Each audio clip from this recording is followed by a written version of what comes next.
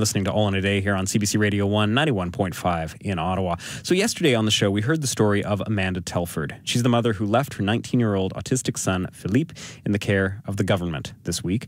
Amanda said she could no longer care for him. And she's not the only parent in crisis or nearing it. Ontario's Ombudsman, André Marin, is investigating services for adults with developmental disabilities. We looked at another case where the mother locked herself in the basement fearing an episode of violence by her adult child. She called the police and was told, well, there are two options, send him to jail or to hospital. And unfortunately, what do you do with these people under the current system? There are really no options. These people often end up in nursing homes, long-term care facilities, psychiatric facilities, and in jail.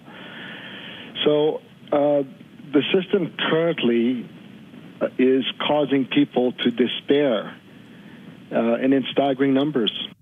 Many people are calling on the government to increase support for families in crisis over the demands of caring for teenagers and adults with intellectual disabilities.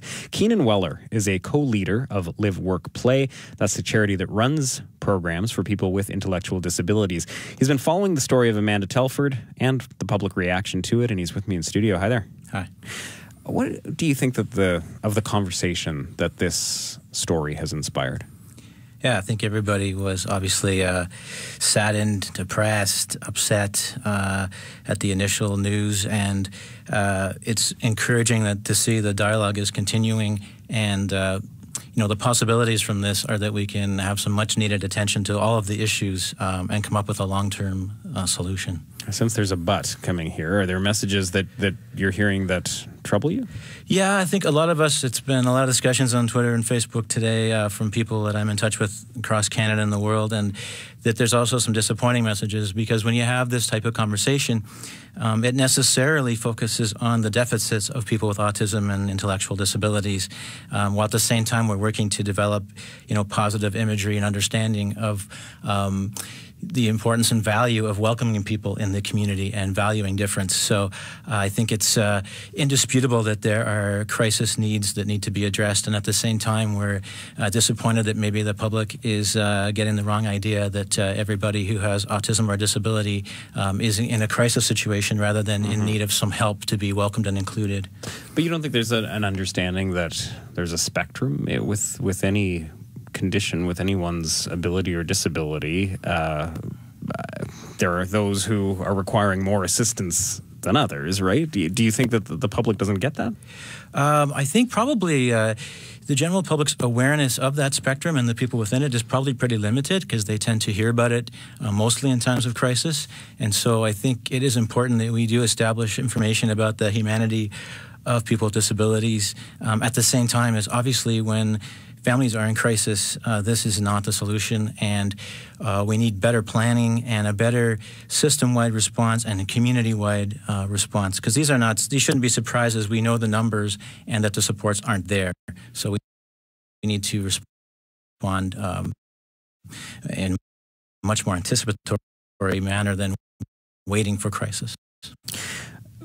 Yesterday on the program, we were talking with Autism Ontario about the gap, for lack of a better term, of what the needs are versus what the government has been delivering. And I wonder, when people are hearing Amanda Telford's story, they feel for the family, they want to see families like hers get the resources they need to cope.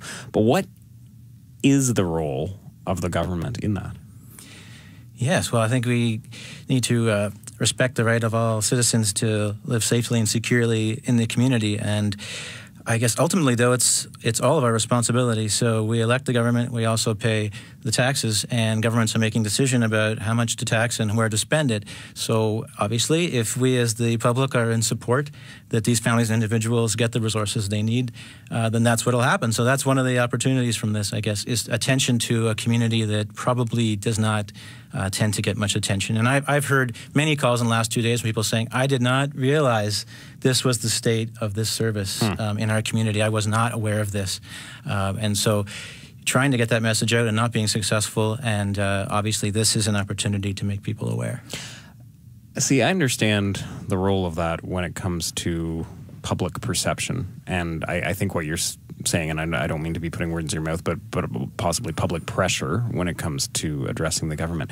However, the government would be aware of these complaints already, and I wondered what someone with, as you are aware of what people with intellectual disabilities have been going through, what pressures they've already been under, and how their families would have already addressed the government. Has it been your perception that those people are being listened to when it comes to, as we were talking on the show yesterday, Amanda Telford's not the first parent to step forward and say, hey, you know what, I'm under a lot of stress and I can't handle this anymore. I wonder, are those people being listened to, or what could change there? I think there's even a basic lack of awareness that developmental services is not an entitlement system. So it's not like medical care where you have the right to treatment. So we don't actually have a system of supports and services for people with intellectual disabilities where they are entitled to residential care or other needs. And so, you know, that's coming out. And I heard today MPP Christine Elliott was again talking about the establishment of a select committee on developmental services. And those were very positive messages about let's have some bipartisanship. Let's look at crisis management, but not only crisis management, because that only just gets us better management of crisis. So where is the preventative element? Why are people, as we've heard many people talking about, why is someone just by virtue of becoming an adult who may have had good service, now suddenly they don't and the family is in crisis? This is not logical from a financial or social perspective. So we obviously have to correct that transition from child to adult services, because I heard the Telfords talking about the quality of service that Philip was receiving while he was still in child services. And why does that need to end, and what can we do to address that so that, first of all, it's a life that's being damaged, a family that's being damaged, but it's not good for our community either. A lot more to talk about. Keenan Wellar, I appreciate you coming in today, though. Keenan Wellar, co-leader of LiveWorkPlay.